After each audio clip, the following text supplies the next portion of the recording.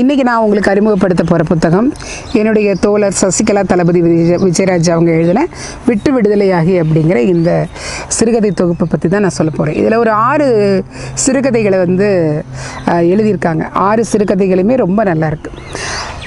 சசிமா எப்போவுமே எப்படின்னா அவங்களுடைய எழுத்துக்கள் எல்லாம் வேலைக்கு போகிற பெண்கள், அவங்க படுற சமுதாய பிரச்சனைகள், அவங்க வீட்டில் பார்க்குற சந்திக்கின்ற விஷயங்கள், வேலை செய்கிற இடத்துல சந்திக்கின்ற விஷயங்கள்னு சமூகத்தோடு இயல்பாக இருக்கிற மாதிரி ஒட்டியே அவங்க எழுதியிருப்பாங்க. அந்த கதையாகட்டும், தேர்ந்தெடுக்கப்பட்டிருக்கிற அந்த கதையாகட்டும், அதில் வரக்கூடிய உரையாடல்களாகட்டும் எல்லாமே ரொம்ப இயல்பாக ஒரு பக்கத்து வீட்டில் நடக்கிற மாதிரியான விஷயங்களை தான் அவங்க பதிவு பண்ணுவாங்க. அவ்வளோ சிறப்பாக இருக்கும். இவங்களுடைய முதல் நாவல் அரவு ரொம்ப நல்ல பெயர் எடுத்துகிட்ருக்கு. அது நல்ல ஒரு கதை. அதுக்கப்புறம் பார்த்திங்கன்னா வல்லமை தாராயோன்னு 2வது புத்தகம் எழுதினாங்க. அந்த புத்தகத்துலேயும் ரொம்ப அழகாக குடும்ப சூழ்நிலையில் வாழக்கூடிய பெண்களை பற்றி ரொம்ப இதாக சொல்லியிருப்பாங்க. இந்த புத்தகத்துலேயும் இவங்க அந்த மாதிரி தான் இருக்காங்க. இவங்க ஒரு மார்க்சிஸ்ட் சிந்தனை உள்ள ஒரு பெண்மணி, ரொம்ப நல்ல ஒரு பெண்மணி, இயல்பான பெண்மணி. கலை இலக்கிய பெருமன்றத்தில் செயலாளராக இருக்காங்க. ரொம்ப இயல்பான விஷயங்களை தன்னுடைய கண்ணோட்டத்தில் பார்த்து எழுதின மாதிரி தான் இருக்குது. இந்த விட்டு விடுதலையாகி அப்படிங்கிற இந்த சிறுகதை தொகுப்பில் முதல் கதையே விட்டு விடுதலையாகி அப்படின்னு சொல்லக்கூடிய ஒரு அழகான ஒரு சின்ன கதை.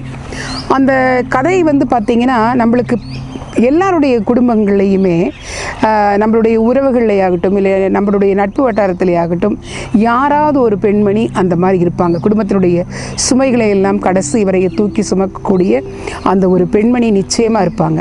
யாரோ ஒருத்தர் உதவி செஞ்சிட மாட்டாங்களா? ஏதாவது ஒரு விதத்தில் நம்மளுக்கு விடிவு கிடச்சிடாதா? இல்லை எப்போ தான் இந்த துன்பங்கள் இருந்தாலும் நான் வெளியில் வர்றது அப்படிங்கிற மாதிரியான ஒரு சூழலில் வாழ்ந்துட்டுருப்பாங்க. அந்த மாதிரியான ஒரு அழகான ஒரு கேரக்டரை இதில் கொண்டு வர்றாங்க. அமுதா சித்தி அப்படின்னு சொல்லிட்டு. சித்தி அப்படின்னா இவங்களுடைய இதில் ஒரு கேரக்டரில் பார்த்திங்கன்னா பாரதி அப்படிங்கிற ஒரு கேரக்டர். அந்த பெண்மணி ஒரு நல்ல பெண்மணி. அவங்களோட அப்பாவோட கூட பிறந்த சித்தப்பாவுடைய மனைவி தான் இந்த அமுதா சித்தி அப்படிங்கிறவங்க. அவங்களுக்கு ஒரு பெண் குழந்தைங்கன்னா பெருசாகி அவங்க வேலைக்கு போகிற நிலைமையில் இருக்காங்க. சுதா அப்படின்னு சொல்லிட்டு தன்னுடைய அப்பாவுடைய சொந்தம் அப்படிங்கிறதுனால பாரதி பார்த்திங்கன்னா எப்போ யார் வந்தாலும் ரொம்ப ஒட்டு உறவு இல்லைனாலும் தன்னை தேடி வர்றவங்களுக்கு என்ன அவங்களால செய்ய முடியுமோ செஞ்சுட்டு அவங்கள நல்லபடியாக கவனிச்சுட்டே இருப்பாங்க. இன்னொன்று பாரதி பார்த்திங்கன்னா எப்போவுமே சேமிப்பு ரொம்ப முக்கியம் அப்படிங்கிறதையும், அதே மாதிரி உறவுகளுக்குள்ளே என்ன ஒரு நிகழ்வு நடந்தாலும் அதை விட்டு கொடுக்காம அந்த இடத்துல நிறைவு செய்யக்கூடிய ஒரு பெண்மணி தான் அந்த பாரதி. அவங்க ஒரு நல்ல கேரக்டர். அவங்களுடைய பார்வையிலிருந்து தான் இந்த கதை சொல்லப்படுகிறது. அதாவது என்னுடைய சித்தின்னு சொல்கிற மாதிரியே தான் அதில் வந்துட்டுருக்கோம். அதில் அமுதா சித்திங்கிறவங்க பார்த்திங்கன்னா அவங்களுடைய வீட்டுக்கார கதிர்வேல் அப்படிங்கிறவர் பார்த்திங்கன்னா அவருக்கு உடம்பு முடியாமல் போகுது. அமுதா அவங்களும் வேலைக்கு போயிட்டு கதிர்வேலுடைய தாயார் இவங்களோட தான் இருக்காங்க. சுதாங்கிற அந்த பெண்மணியும் இருக்காங்க. அவங்களுக்கு ஒரு வேலை வாங்கி கொடுத்து, பாரதி மூலமாக ஒரு வேலை வாங்கி கொடுத்து அந்த வேலையில் அவங்கள அமர்த்தி வைக்கிறாங்க. அமுதா அப்படி பார்த்திங்கன்னா அவங்களுடைய அந்த கதாபாத்திரம் பாரதி கிட்ட தன்னுடைய எல்லாத்தையுமே சொல்லி புலம்பக்கூடிய ஒரு கதாபாத்திரம். ஏன்னா இவங்க அமுதா சித்தி கதிர்வேல் அவங்க கல்யாணம் பண்ணிக்கிட்டு வர்றாங்க. திருப்பூரை சார்ந்து தான் இந்த கதை எழுதியிருக்காங்க. திருப்பூரில் 30 ஆண்டுகளுக்கு முன்னாடி பனியன் தொழிற்சாலைகள்லாம் வர்றதுக்கு முன்னாடி திருப்பூரில் பாத்திர வியாபாரம் தான், எவர்சிலர் பாத்திர வியாபாரம் தான் கொடிகட்டி பறந்துட்டு இருந்துச்சு. அந்த எவர்சிலர் பாத்திரமெல்லாம் எப்படி செய்வாங்க, எந்தெந்த ஏரியாவில் செய்வாங்க, அப்படி தான் இவங்களும் அந்த மாதிரியான ஒரு பாத்திர கடையை தான் வச்சு அதில் தான் வேலை செஞ்சு அவங்க பிழைப்புத்தனம் தேடிக்கிட்டு இருந்திருக்காங்க. அதுக்கப்புறம் இவங்களுக்கு மிக தாமதமாக தான் அந்த சுதாங்கிற குழந்தையே பிறக்குது. பல ஆண்டுகள் கழித்து தான் பிறக்குது. இருந்தாலும் அந்த வாழ்க்கையில் இவங்க சந்தோஷமாக தான் வாழ்ந்துட்டுருக்காங்க. அப்போ கதிர்வேலோட அம்மா சொல்கிறாங்க, எப்படியாவது கொஞ்சம் சிறுக சேர்த்து ஏதாவது ஒரு இடத்தையாவது வாங்க பாருங்க அப்படின்னு. ஆனால் இவங்க அதுக்குண்டான ஒரு முயற்சி எடுத்த மாதிரியே தெரியல. இவங்க என்ன பண்ணுறாங்க, கிடைக்கக்கூடிய வரும்படியில் ஒரு நல்லா சாப்பிட்றாங்க. அதுக்கப்புறம் பார்த்திங்கன்னா எங்கேயாவது கோயில்களுக்கு போகிறது, சினிமாவுக்கு போகிறது, இதுதான். ஏன்னா திருப்பூரை சார்ந்த ஒரு 30 40 ஆண்டு வாழ்க்கைக்கு முன்னாடியான வாழ்க்கையெல்லாம் பார்த்திங்கன்னா இங்கே சினிமாவை விட்ட வேறு எதுவுமே பொழுதுபோக்குக்கான இடமே இருக்காது. கோயிலுக்கு போவாங்க, சினிமாவுக்கு போவாங்க, அந்த மாதிரியான ஒரு நிகழ்வு தான் இவங்க பண்ணிகிட்டு இருக்காங்க. பல ஆண்டுகள் கழித்து இவங்களுக்கு அந்த பெண் குழந்தை பிறக்குது. அந்த பெண் குழந்தையை இவங்க கஷ்டப்பட்டு படிக்க வச்சு அதை ஒரு வேலைக்கு கொண்டு வர்றாங்க. அந்த பொண்ணுக்கு பாரதி மூலமாக ஒரு நல்ல வேலை கிடைக்குது. அதில் ஒரு 1.5 ஆண்டு காலம் அந்த வேலையை செய்கிறாங்க அந்த பெண் குழந்தை. அதுக்கப்புறம் வேறு ஒரு இடத்துல நல்ல சம்பளத்தோட வேலை கிடைக்குதுன்னு சொல்லிட்டு அந்த இடத்துக்கு அவங்க வந்து அந்த சுதா வந்து மாறிடுறாங்க. மாறினதுக்கப்புறம் எப்போவுமே சித்தி வந்து இவங்க வீட்டுக்கு வரும்போதெல்லாம் பாரதி கிட்ட சொல்கிறது எப்படின்னா, சித்தப்பா உடம்பு சரியில்லைம்மா, வீட்டில் இப்படி பிரச்சனைகள் இருக்குமா, சுதாக்கு ஒரு நல்ல வாழ்க்கை அமைச்சு தரணும், இப்படி பண்ணணும், எல்லாத்தையும் சொல்லிட்டு போவாங்க. வரும்போது சுதா பாரதி வந்து அவங்களுக்கு முடிந்த அளவுக்கு அவங்க சப்போர்ட் பண்ணுவாங்க. இதே மாதிரி பண்ணிகிட்டு இருக்கும்போதெல்லாம் ஒரு காலகட்டத்தில் கதிர்வேல் அவருக்கு வந்து முடியாமையே போய் அவர் படுத்த படுக்கையே ஆயிடுறாரு. அப்போது சுதா வந்து இவங்க வேறு இடத்துல வேலைக்கு போன இடத்துல வேற ஒருத்தங்க வந்து ஒரு நல்ல குடும்பம் வந்து சுதாவை நகை நட்டெல்லாம் இல்லாமல் கல்யாணம் பண்ணிக்கிறோம், நாங்களே நகையை போட்டு அப்படிங்கிற மாதிரி வர்றாங்க. அதை வந்து அந்த அமுதாட்சி வந்து பாரதி கிட்ட சொல்கிறாங்க, இங்கே பாருமா, அவங்களே நகை நட்டு போட்டு கல்யாணம் பண்ணிக்கிறீங்க. ரெண்டாவது வந்து அவங்க அம்மா வந்து வேறு சொந்த வேறு இது வேலை செய்கிறதுனால என் பொண்ணு வேலைக்கே போக வேண்டாம்னு சொல்லிட்டாங்கம்மா, நல்லா பார்த்துக்கிறேன்னு சொல்லிட்டாங்க. அவள் ஏதோ கடனெல்லாம் அடைச்சா, ஒரு கொஞ்சம் நகையை சேர்த்துனா ஒரு 2 பவுன் 2.5 பவுன் அந்த சங்கிலி கூட எங்கிட்டயே கொடுத்துட்டாம்மா, நீ வச்சுக்கொண்டு இப்போ திருமண செலவு எல்லாமே வந்து அவங்க பார்த்துக்கிறேன்னு சொல்லிட்டாங்கம்மா. அப்போ பாரதி வந்து ரொம்ப யோசிப்பாங்க, இது என்ன இதெல்லாம் வந்து ஒரு இது இப்படி நினைக்கிறாங்க இவங்க அப்படின்னு சொல்லிட்டு. இருந்தாலும் பாரதி வந்து எப்போவுமே அவங்க சித்தி வந்து மனம் நோகடிக்கிற மாதிரி அவங்க நடந்துக்கிறதே இல்லை. ரொம்ப சந்தோஷப்படுறாங்க. அந்த திருமணத்துக்கு போக முடியாத சூழல் வந்து பாரதிக்கு ஏற்படுது. ஏன்னா பாரதியினுடைய முதல் பையன் அந்த பையனுக்கு வந்து உடம்பு சரியில்லாமல் ஆயிடுது. அப்போது கொஞ்ச நாள் கழித்து அந்த பொண்ணே கால் பண்ணி பேசுகிறாங்க, சுதாவே கால் பண்ணி பேசுகிறாங்க, அக்கா நான் நல்லா இருக்கேன், என்னுடைய வீட்டில் எல்லோரும் நல்லா இருக்காங்க, நான் சந்தோஷமாக தான்க்கா வாழ்ந்துட்டுருக்கேன், நீங்கள் நல்லா இருக்கீங்களா, குழந்தைக்கு உடம்பு பரவாயில்லையே, அந்த மாதிரி ஒரு நார்மலாக அவங்க பேசுகிறாங்க. அப்போ பாரதிக்கு ஒரு மனநிறைவு, பரவாயில்ல இந்த பெண் வந்து ஒரு நல்ல இடத்துல வாழ்க்கப்பட்டிருக்காங்க அப்படிங்கிற ஒரு சந்தோஷம் அவங்களுக்கு வருது. சித்தி இவங்க வீட்டுக்கு வரும்போதெல்லாம் வண்டியில் வருவாங்க, வரும்போதெல்லாம் அந்த வழியாக வந்தம்மா, உன்னை பார்த்துட்டு போகலான்னு வந்தம்மா அப்படின்ட்டு. அப்போ அந்த முதல் சந்திப்புக்கு அப்புறம் அடுத்த சந்திப்பு வர வரை என்னென்ன நிகழ்வு இருந்தால் எல்லாம் சொல்லிட்டு தான் போவாங்க. அப்போ இவங்க சித்தப்பாவுக்கு அடிக்கடி உடம்பு சரியில்லாமல் போகிறத பற்றியெல்லாம் ரொம்ப சொல்கிறாங்க, சித்தப்பா படுத்த படுக்கை ஆயிட்டாங்க அப்படின்னு சொல்லிட்டு.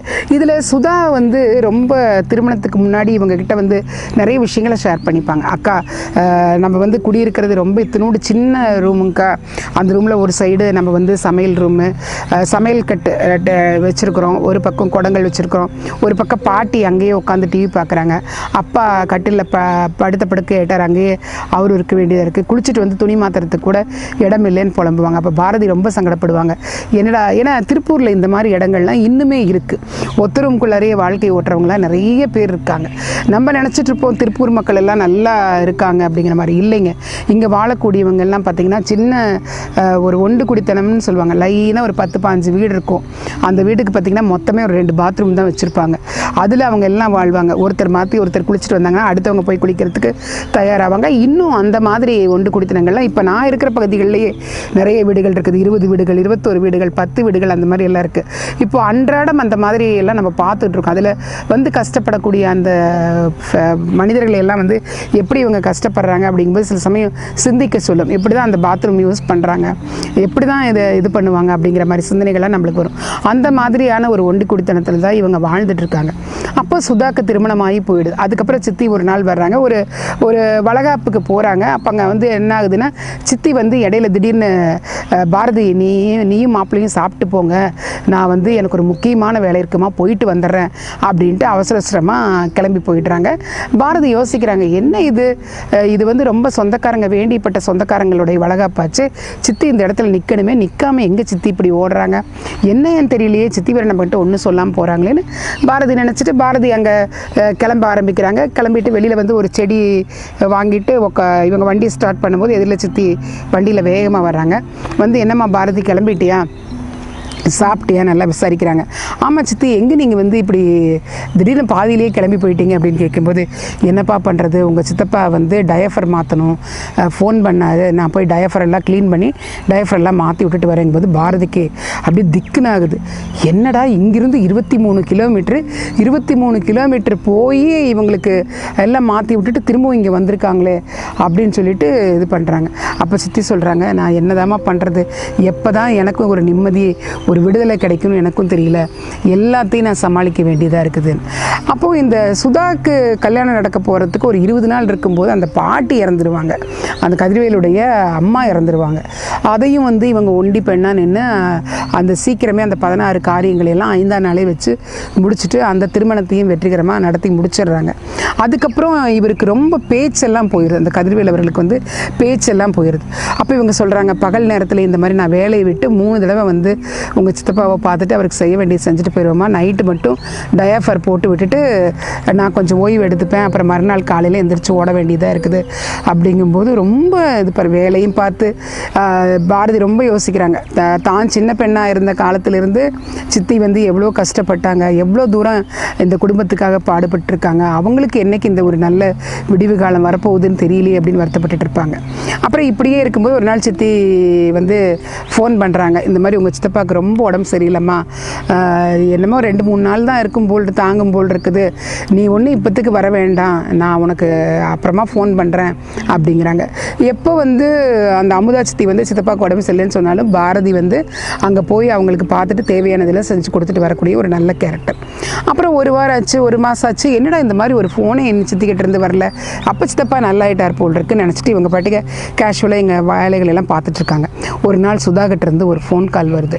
ஃபோன் கால் வந்தபோது இவங்க வந்து நினைக்கிறாங்க, பாரதி அடடா சுதாகிட்டேருந்து ஃபோன் வருது அப்படின்னா அமுதா சித்தி நல்லா இருக்காங்க, ஏதோ நல்லது தான் நடக்க போகுது அப்படின்னு நினச்சிட்டு ஃபோன் கால் அட்டன் பண்ணுறாங்க. அட்டன் பண்ணி சுதா சொன்ன விஷயத்தை கேட்டோன்னா ரொம்ப அதிர்ச்சி ஆகிடுறாங்க. என்ன அப்படின்னு பார்த்தீங்கன்னா, என்ன சுதா நீ சொல்கிறதெல்லாம் உண்மையா அப்படிங்கும்போது, ஆமாம் அக்கா, அம்மா இறந்துட்டாங்க, அம்மா தூக்கத்திலே இறந்துடுறாங்க அப்படிங்கும்போது பாரதிக்கு ரொம்ப ஷாக்கு. ஆரம்பத்திலிருந்து உழன்றதுலேருந்து குடும்பத்தோட பாரம், இந்த எல்லா சூழ்நிலைகள்லையும் எல்லாத்தையும் சகிச்சுக்கிட்டு எப்படா தனக்கு விடுதலை கிடைக்கும், எப்படா தனக்கு ஒரு நல்ல வாழ்க்கை அமைன்னு உட்காந்து ஓடி ஆடி உழைச்சிக்கிட்டே இருந்த ஒரு பெண்மணி 58 வயசில் அந்த பெண்மணி வந்து பார்த்திங்கன்னா தூக்கத்திலே அவங்க உயிர் போயிடுச்சு அப்படிங்கும்போது அதை தாங்க முடியல. அந்த பக்கம் சைடு ஃபோனில் வந்து சுதா அழுவாங்க. பாரதி வந்து அப்போ கேட்குறாங்க, அப்பா எப்படி இருக்காருமா அப்படின்னு. என்ன சொல்கிறது பாரதிக்கா, அம்மா இறந்த அதிர்ச்சியில் அப்பா எந்திரிச்சு உக்காந்துட்டாரு அப்படிம்பாங்க. அப்போ ரொம்ப ஷாக்காக இருக்கும் நம்மளுக்கே. பாருங்கள், அவங்க உயிரோடு இருக்கிற வரையும் இவர் அவங்கள அத்தனை தொல்லைப்படுத்தினார், வார்த்தைகளால் காயப்படுத்துவார். அவங்க மாமியாரும் அப்படி தான் வார்த்தைகளால் காயப்படுத்துவாங்க. எல்லாத்தையும் சகிச்சுக்கிட்டு அவங்களோடையே வாழ்ந்துக்கிட்டு வேலைக்கும் போயிட்டு டெய்லர் வேலையும் செஞ்சுட்டு சம்பாரிச்சுட்டு இந்த குடும்பத்தை காப்பாற்றி அந்த பெண் குழந்தையும் படிக்க வச்சு அவளுக்கு ஒரு நல்ல வேலையிலையும் உட்கார வச்சு அவளுக்கும் ஒரு கல்யாணம் பண்ணி அவளுக்கு ஒரு குழந்தை பிறந்திருக்குது. நம்ம எப்படியாவது இவங்க சித்தப்பா இறந்துட்டாங்கன்னா அந்த பெண்ணோட போய் நான் செட்டில் ஆயிடணும்னு நினச்சிட்டு இருந்த அந்த அமுதா சித்தி தூக்கத்திலேயே உயிர் போயிரு. அப்போ பாரதி நினைக்கிறாங்க, சித்திக்கு கிடைக்கக்கூடிய அந்த விடுதலை ஆகிங்கிற அந்த விடுதலை இப்போதான் சித்திக்கு கிடைச்சிருக்கு போல் இருக்கு அப்படிங்கிறாங்க. நிச்சயமாக இந்த கதை படிக்கும்போது நம்மளை அறியாமல் நம்மளுடைய கண்ணில் வந்து அந்த தண்ணி கலங்கும். என்னன்னா, இந்த மாதிரி பெண்கள் வந்து இன்றைக்கும் நம்ம குடும்பத்துலேயும் சரி, நம்மளுடைய நட்பு வட்டாரத்துலேயும் சரி, இல்லை நம்ம பக்கத்து வீடுகள்லேயும் சரி நம்ம பார்த்துட்ருக்கோம். ஆரம்பத்திலேருந்தே கஷ்டம் கஷ்டம் கஷ்டம் கஷ்டம்னு அவங்க கஷ்டப்பட்டே வளர்ந்துட்டு இருப்பாங்க. ஆனாலும் வேலைக்கு போவாங்க, தன்னுடைய குடும்பத்தை காப்பாற்றுவாங்க. சொந்தக்காரங்க, நண்பர்கள் யார் என்ன பேசினாலும் அதை சகிச்சுக்கிட்டு அதை வாழக்கூடிய இந்த பெண்கள் எல்லாம் எத்தனை பேர் இருக்காங்க. அவங்களெல்லாம் மையப்படுத்தி தான் அந்த சசிகலா இந்த புத்தகத்தை வந்து எழுதியிருக்காங்க. உண்மையாலுமே உழைப்பில் இருக்கக்கூடிய எல்லா பெண்களுக்குமே இந்த புத்தகம் வந்து சமர்ப்பணம் தான் நான் நினைப்பேன். இந்த புத்தகம் வந்து பார்த்திங்கன்னா பரிசு பெற்றிருக்கு, இந்த புத்தகம் பரிசு வாங்கியிருக்கு. மிச்சம் இருக்கிற இன்னும் 5 கதைகளையும் நான் ஒரு வாரம் விட்டு ஒரு வாரம் உங்களோட ஷேர் பண்ணிக்கிறேன். வாழ்த்துக்கள் சசிகலா, உங்களுடைய இந்த புத்தகம் நன்றாக இருக்குது. மேலும் சமூகத்தை சார்ந்து நீங்கள் எழுதுறதுக்கு என்னுடைய மனமார்ந்த வாழ்த்துக்களும் நன்றிகளும்.